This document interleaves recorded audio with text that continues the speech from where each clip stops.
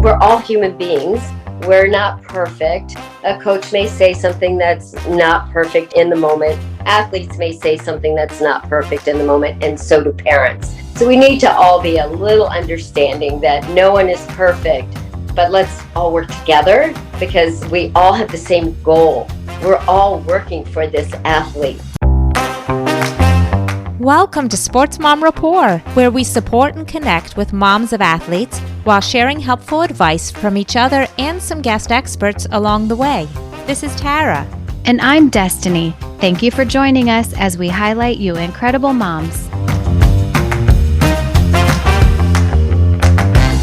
I'm super excited to talk with our guest today, club coach and owner Claudia Kretschmer. I imagine it will be so valuable to listen to her perspective as a coach.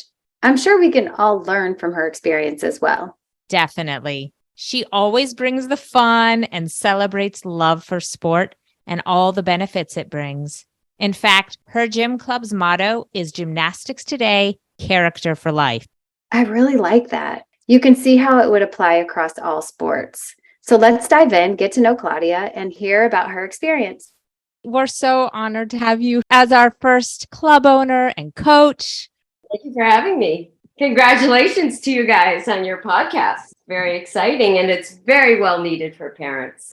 Claudia, thank you. That's so sweet of you. We've had so much fun.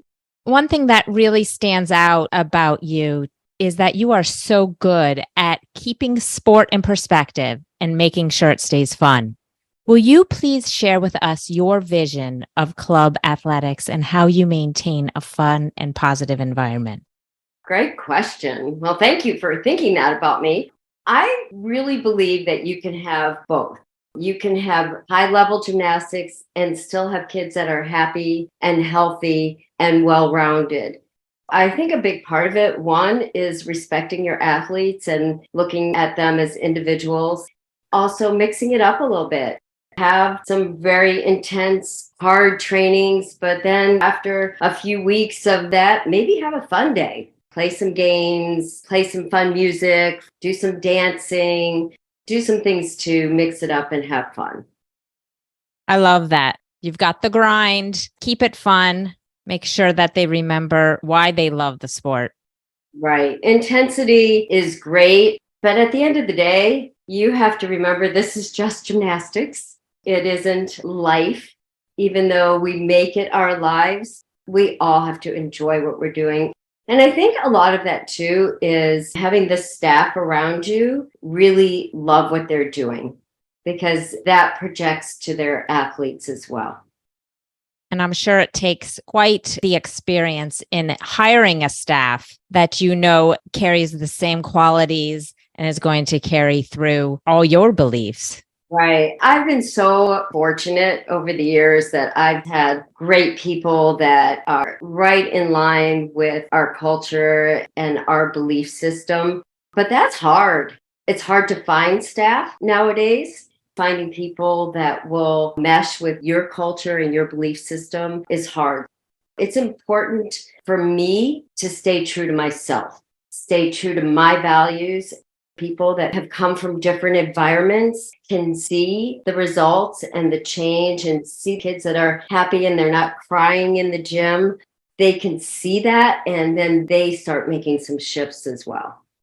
I think we can all agree that youth sports is becoming more and more intense. There's more emphasis on working hard, getting scholarships, all of the things that sometimes take the joy out of it. So I love hearing how you emphasize that and you are hiring staff that will complement what your vision is. Claudia, can you share a little bit about your background and what it is in your background that led you to being interested in becoming a club owner and a coach? My parents were both business owners. My mother was very creative and created hair bows and ornaments and all that kind of stuff.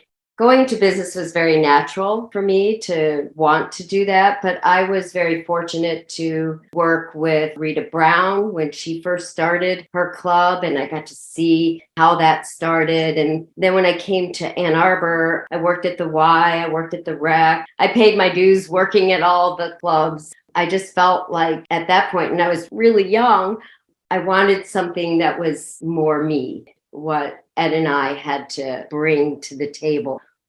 I had a lot of great influences, both positive and negative.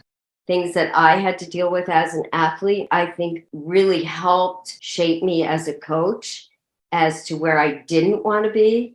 And I had those positive influences as well that were more about passion.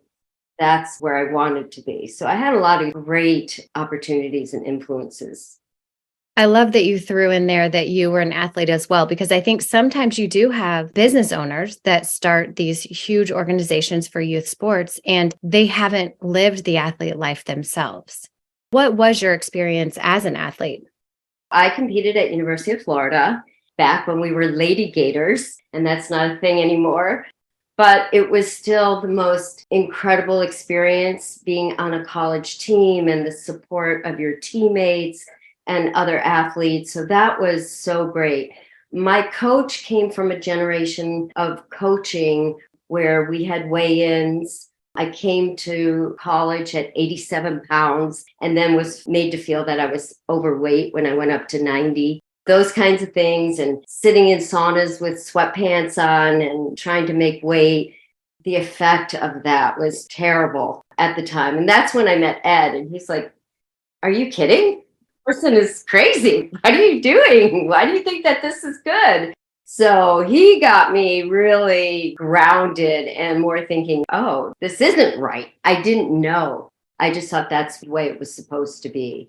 I also came from a club coach that the technician was so fabulous, but the tempers were terrible. Throwing chairs across the gym and the way they treated certain athletes was not good.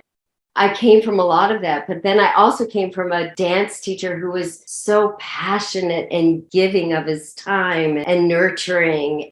Absolutely wonderful. So I feel like I experienced it all, and then also had that business part of my parents. When I went into business, I knew some things that were right from the get-go, like there will be no scales in my gym.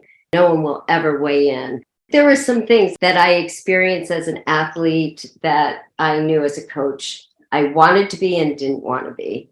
We set our values very early on in our careers. Absolutely. You depicted beautifully the evolution of coaching and how I think for so many years, so much emphasis on perception. Now you can be your individual self. You can be happy. You can work really hard. You can still perform at an elite level without having to have that type of coaching. And you were exposed to so much of it, and it created in you who you wanted to identify as a coach. Gymnasts come in all shapes and sizes. Sometimes I just stand there and I look around and I absorb, all these kids are here in my gym. And I'm like, wow. And even now, 44 years later, I still get that wow feeling. And I look at the diversity in everything, in shapes and sizes and color. It just warms my heart. Also seeing children in my classes with special needs and mixing them in. I love it. I love what is happening in the sport in that area. I think it's just great. That is just beautiful. You're celebrating each individual person and how nobody is told you can't do this because you're too tall or you're not the right size. Celebrating each individual and making sure that everybody can do this. If you want something, you just go for it. Yes. And I love how you took the positive and the negatives of all your experiences, really focused on what worked and how you wanted to shape your gym. And that positivity is contagious. Like you mentioned, the staff that comes in, they might have come from a totally different experience. But when they're around the positivity and the way that you're shaping your gym, everybody feeds off of it and it turns into a great environment. Yeah. Go to work in a place that people like each other and people are happy. I'm so happy to see my kids walk in the gym each day. Hey, how are you doing? And the ones that are injured, greet them the same way you greet your level 10 or your level 3. Everybody should be valued and your staff valued. Everybody should have value that walks into your building. And you walk out into the lobby and say hello to the parents. Don't be afraid. Make it an environment that everybody feels welcomed. Beautiful outlook. Do any particular moments stand out as some of your most rewarding and memorable times? That's such a great question because I'm not going to give you the normal answer. So I would say many coaches might say it was winning the state meet or getting to championships. But when I think about what are my most memorable times, it's never that. I can't remember what meets we won because it's really not important to me. Memorable moments are the situations that overcome adversity, like having an athlete who never stuck a beam routine in her life. I racked my brain. Here I am, a beam coach. I lecture, and I cannot get this kid to stick beam. I did everything. We did chants in the gym, other gyms' chants. We put on football cheering sounds and singing to her during the middle of her beam routines. We've done everything. And when this kid stuck her beam routine at state meet, it wasn't the best beam routine in the world. I don't care. She stayed on. And that was a highlight of my career. A highlight of my career was bombing at nationals on bars and then coming back and killing it at nationals. Those are the highlights for me, is when there's really an adversity and then they come back and prove it and do great. Most recently was one of my athletes that had a very devastating injury, and it was not doing gymnastics, it was playing. She ran into a wall and fractured her kneecap. She just had been through so much, injury after injury, and just such a talented, hardworking athlete. And the college coaches came in to watch her and watch some of the other athletes. And it was just a typical day. And we were sitting on the beam, just the two college coaches and myself, chatting after the practice was over. And they said, "Can she come over here for a minute?" And I'm like, "Yeah, sure, come on over." And at that point, they were so impressed with her work ethic and everything that she brings to the gym and how hard she's worked. And she is just a beautiful gymnast. They offered her a spot on the team. I collapsed crying. I literally fell down bawling because everything that she has done to get to that spot. So it isn't always about the great successes that are memorable. The real important moments are those kinds of moments that stick in my mind. Those are awesome examples. Thank you. I love that. You think about in athletics, not only has the intensity increased in youth sports, but such an emphasis on winning. And through coaching and athletics, athletes get so much more than just the wins and losses, regardless of what sport it is. It's character. You are building resiliency. You're building trust in yourself, trust in other people, trust in teammates. Athletics does so much more than wins and losses. So, Claudia, let's transition a little bit. Take us through, as a coach, how would you describe the ideal supportive parent? I'm going to tell you what I tell my athletes.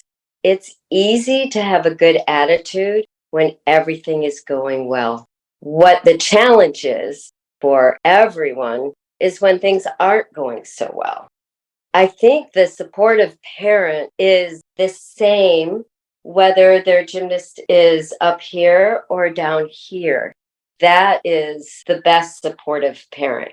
When the parent is so reactive when they do well and then so disappointed when they're not, that's very difficult on the kids.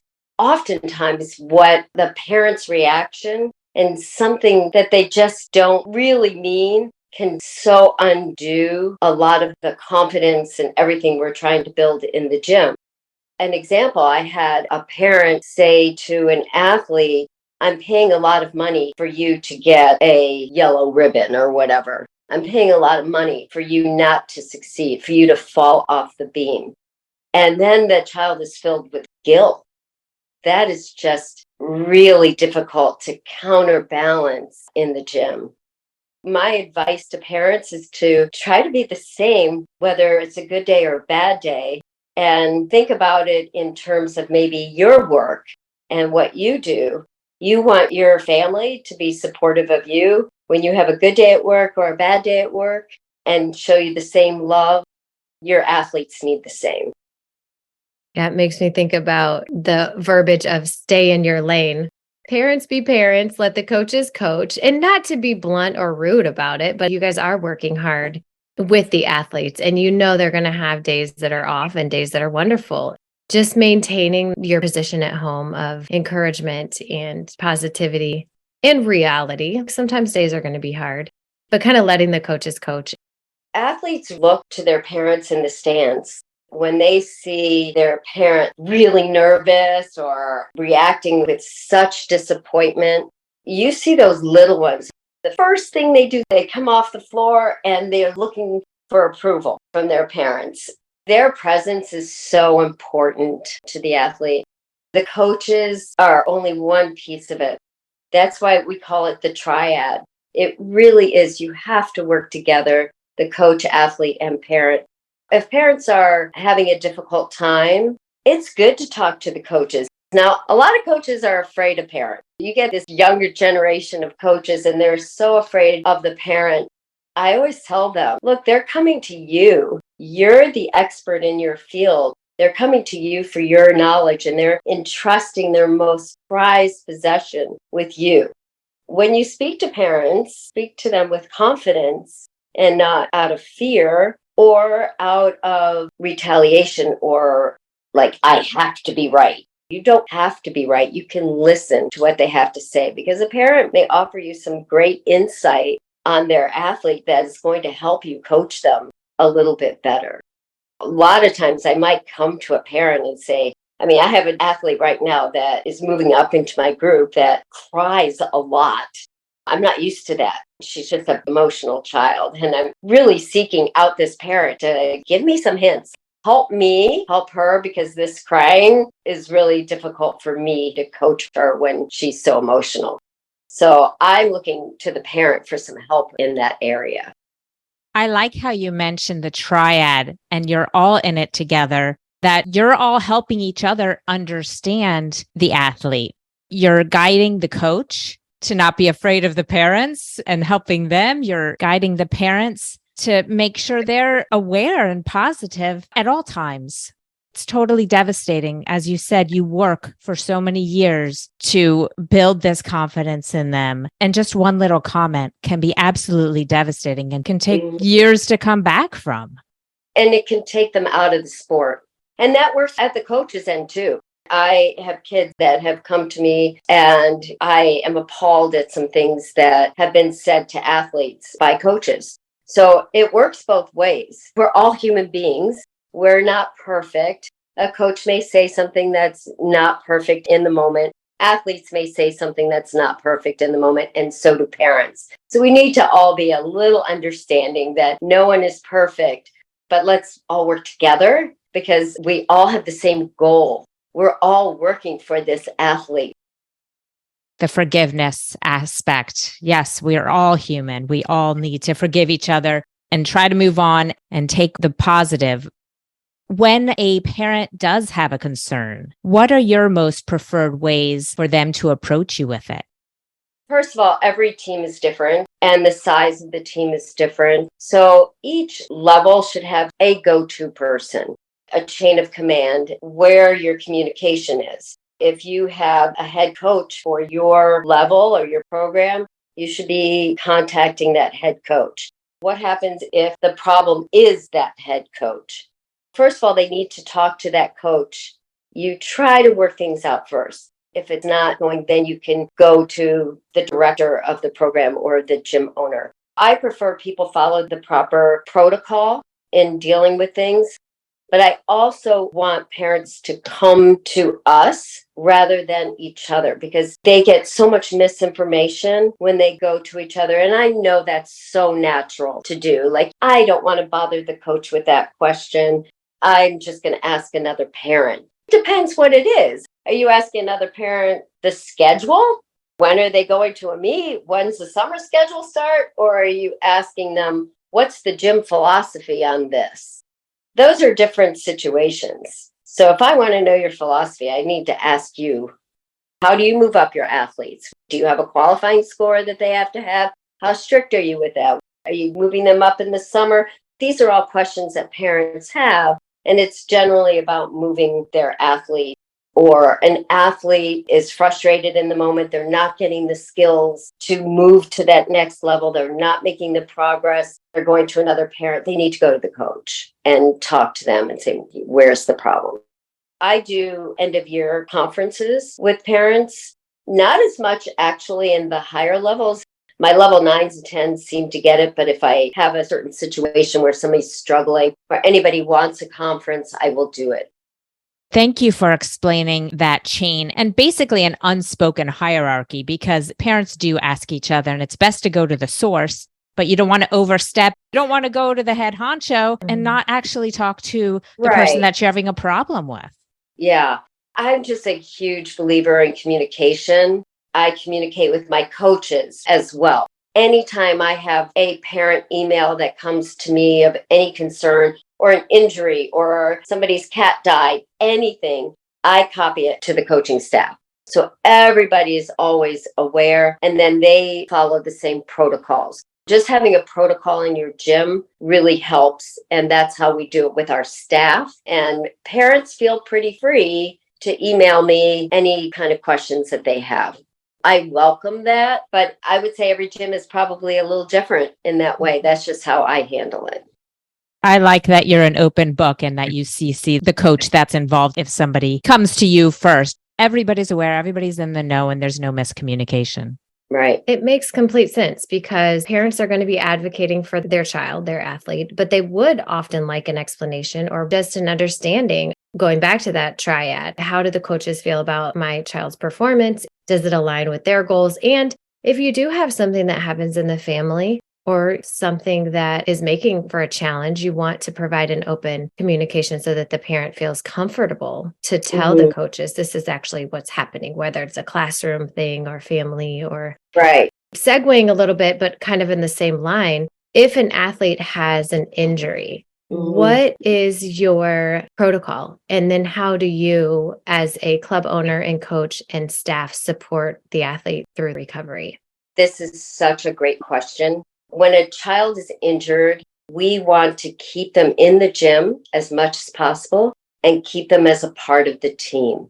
Oftentimes, an injured athlete is just off by themselves doing their conditioning.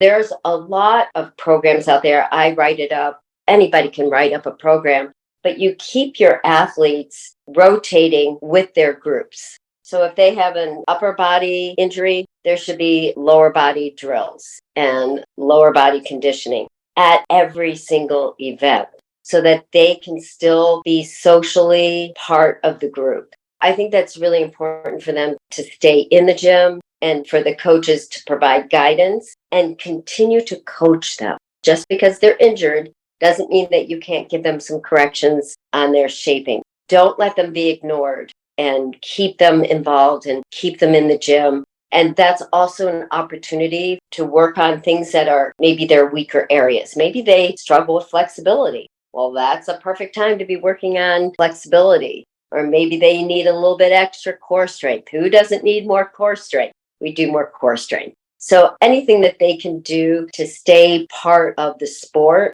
really helps them mentally and physically. Injury can really affect them emotionally. That's that triad that's so important that we work together, we keep them going. And that's the supportive parent, to keep them in the gym and keep them going and keep them enthused. Have them have get-togethers with their teammates. Keep them connected. That's the most important thing. What I'm hearing is you don't want the parent to call and say, hey, my kid's going to be out for 2 months. Can we get a tuition reduction for those 2 months? Right. You know, it's so funny because oftentimes I feel like I have put in so much extra work writing up programs for those kids that are injured than writing up my program for the entire group, because so much extra thought has to go into that. So I can see why club owners don't credit for that time. And also, generally, your tuition is based on a year and it's not based on individual days of the year. It's not like class programs. Definitely keeping them involved and connected is important. That was just kind of a joke, honestly. Yeah, it's true. We get that all the time. It's like, hey, my kid won't be there for a couple months. Right. Keeping them there, keeping them connected, working on areas of improvement, and just keeping them involved. It's good to hear it from your perspective as the coach and club owner. I see it from the parents' viewpoint too, as Destiny mentioned. Well, then if she's not going to be there or he's not going to be there, then can we get some of our money back? Like you mentioned, it is so important that they remain an integral part of the team, that they don't feel ostracized, and being sure that they're seen by the coaches, by everyone. And you're making that extra effort to really cater a workout and a program for them in healing and focusing on possible weaknesses that you can turn into strengths. So it was really nice to hear your take on it. Thank you. In what ways do you as a club coach assist athletes that want to be recruited to compete in college? There were not services back in the day. Now there's these wonderful services, but I think that club coaches should have an active part in their athletes' recruiting process. One, they know them best. They know their personalities and their work ethic, their gymnastics, what their needs are, what their interests are. I think we have probably the greatest influence rather than a service, but these services are wonderful because that's all that they do. So I think if you all work together, that's probably the best scenario. I like to sit down with my athletes and have them first make their top 10 list of where they want to go. Is this my dream school because of gymnastics, or is this my dream school because of academics? We have to get their academics and their gymnastics to align. That's important. Get them started writing letters, get an Instagram. That's their most important tool right now is Instagram. That's what college coaches are looking at. Back when we did websites and we referred them to a website, but they don't really look at that stuff anymore. Their Instagrams are important. Really make sure your athletes have a separate Instagram for their gymnastics than from their personal page. And keep it clean. Keep your social media clean. They will look and they will go far back. They're going to look to see what type of kid is this? Is this a kid that's going to go out and party, or is this a family-oriented kid?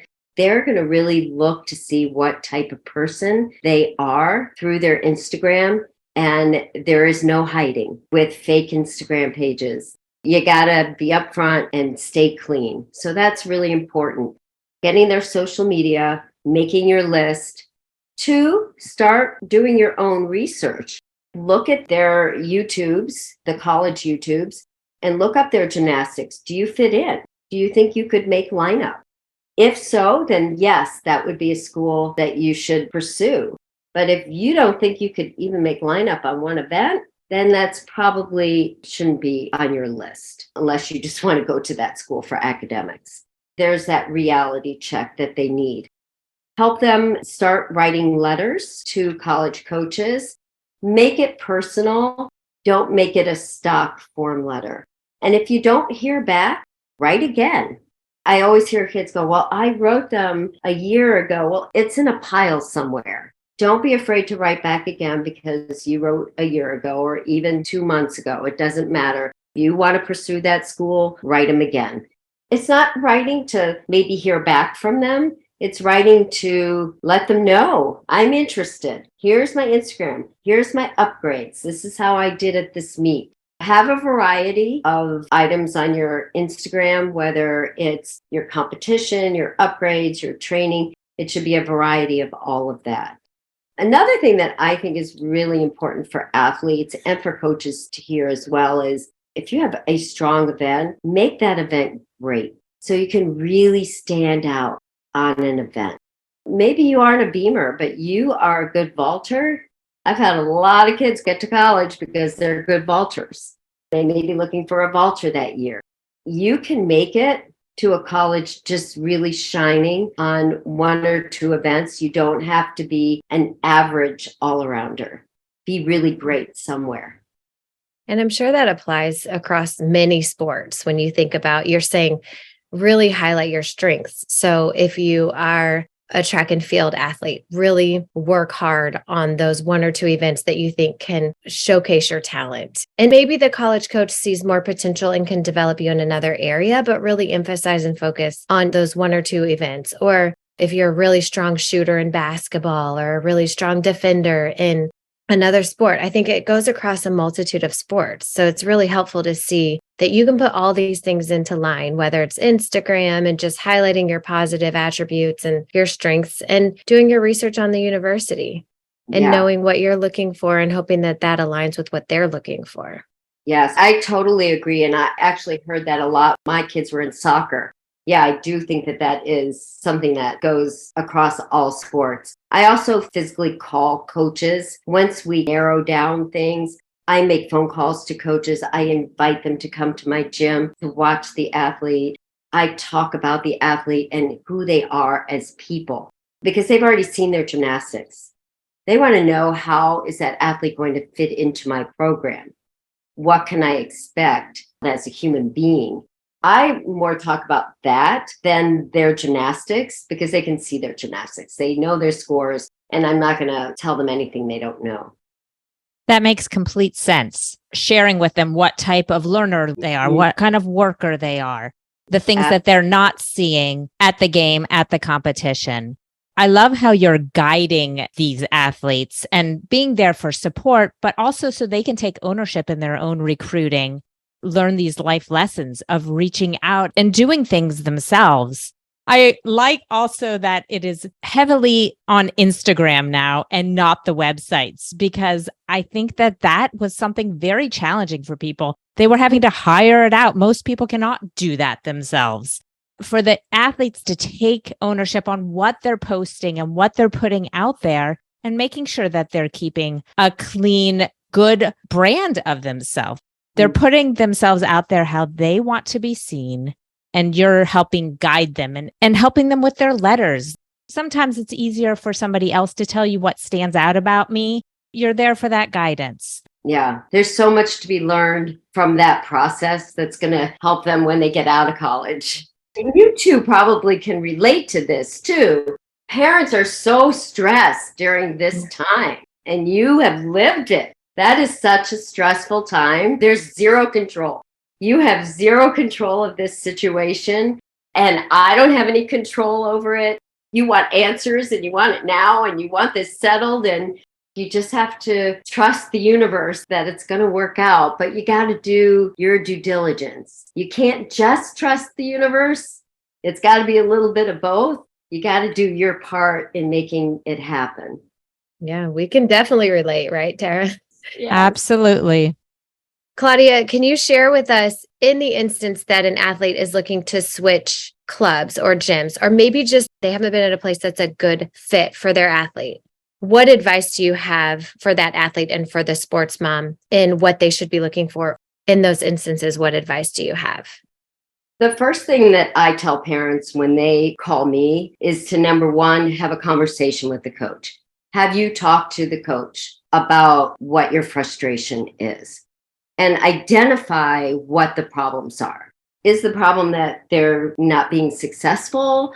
They're not moving up in levels? Are they not feeling challenged? Is it that you feel like they need stronger competitors around her to challenge her? Do you not like the way she's been treated? There's a full gamut of things, but there's always an underlying problem. And out of respect to the coach, I think they should first have a conversation, because that coach has worked with that athlete for a long time and has that athlete's best interests at heart. Many times they can come together and work things out. And I think that's always the best situation, unless it's an abusive situation or something like that where you need to get out. That's completely different. So that's number one. Number two, if you're going to go to another program and you've made up your mind, I am leaving no matter what. I'm going to go to another program. You want this move to be your last move. You do not want to go to this gym and then figure out, oh, this is not the gym for me 3 months later or a year later, and then have to make a move again. So talk to at least 3 gyms. When anybody comes to visit me, I tell them, go to 2 more gyms, go to 3 more gyms. because I want this to be your last move. And you need to be someplace that's a good fit, both for the gym and for the athlete. So don't just make decisions out of emotion. Take the emotion out of it, deal with the whys first, and try to work it out.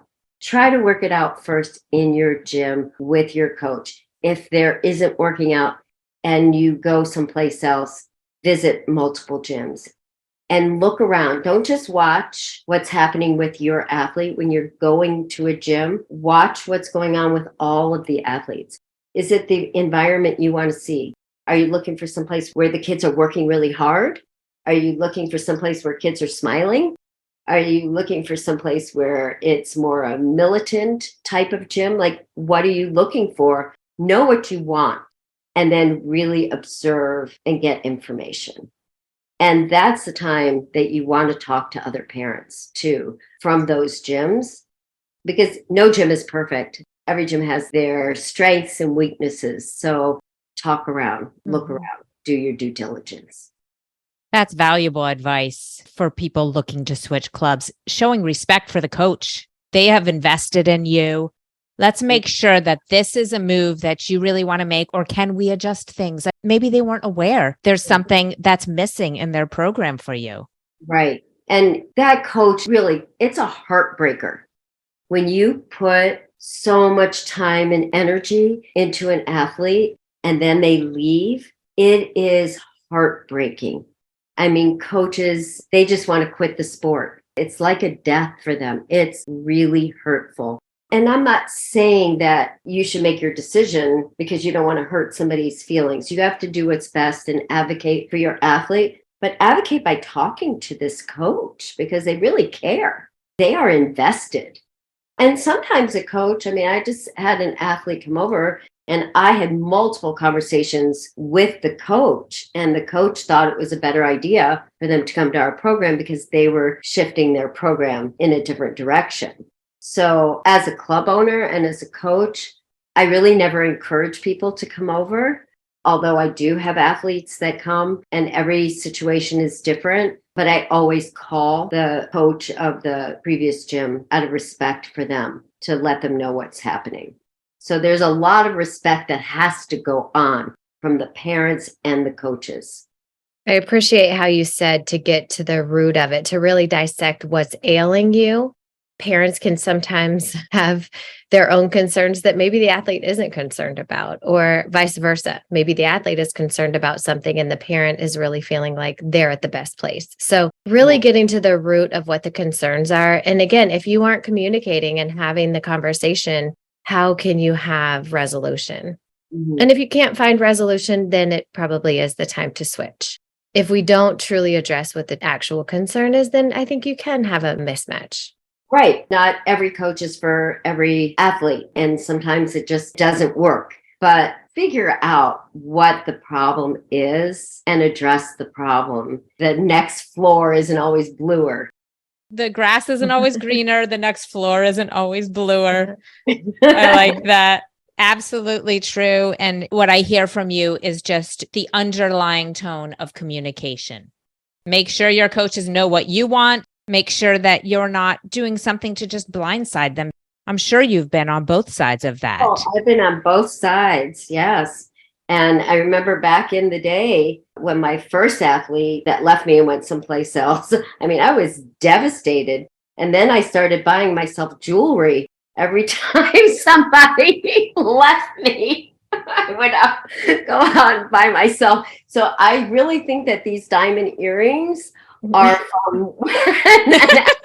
a parting gift to yourself. It's like, oh, you'll be all right. It's okay. Oh, funny. Claudia, have you seen any shift in athletes post-COVID, perhaps their mental health or likewise? Yeah. So post-COVID, we had 44 kids drop out of the sport. That was the most in history. I've never had so many quit the sport, and all levels, from level 10s to preteen, like it was across the board. There was a lot of physical growth. Kids grew 4 inches, 6 inches. So their timing changed in the gym. And then there was so much anxiety, social anxiety that we have been dealing with that I had not dealt with before.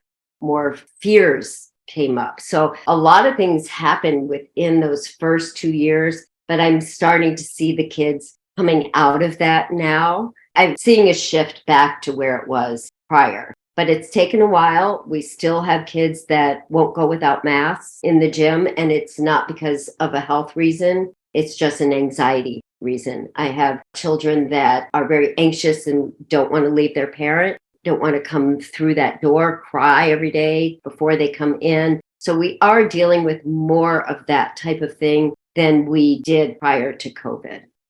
So it's a lot of patience right now. Makes sense. And it challenged, I'm sure, all sports because we were all just so affected. Mm-hmm. Thank you for touching on that. Yeah.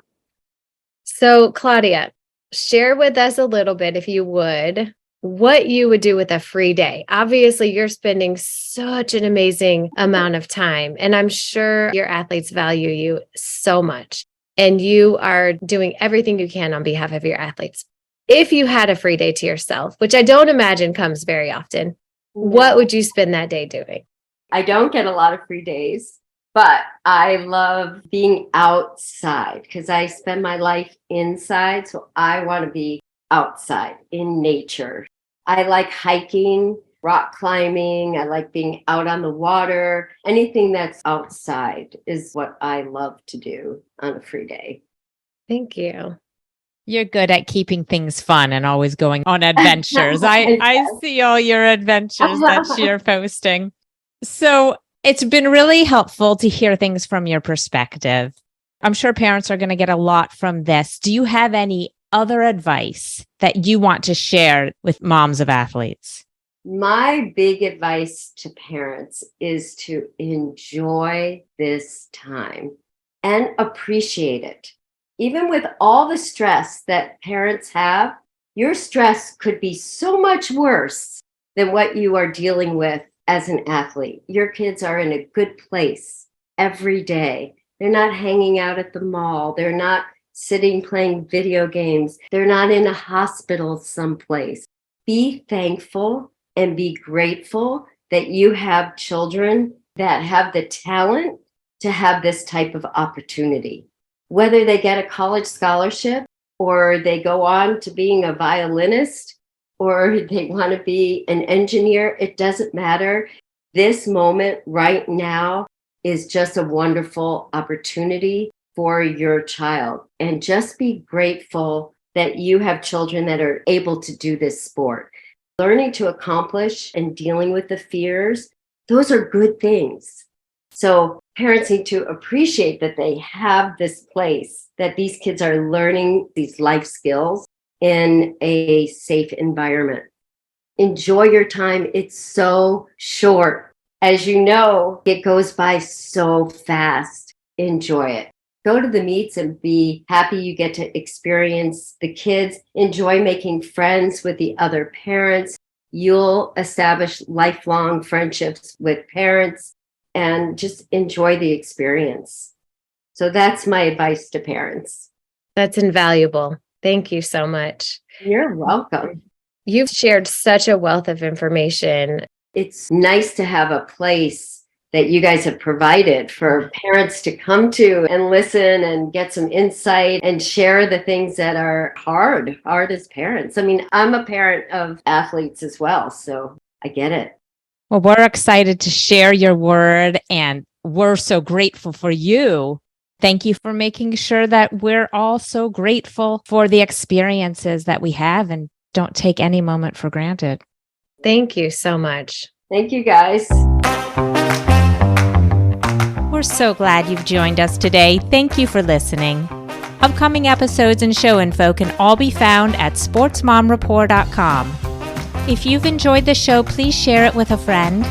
We'd love to hear from you, so please reach out to us with any comments or if you or someone you know would like to share their story and connect with us.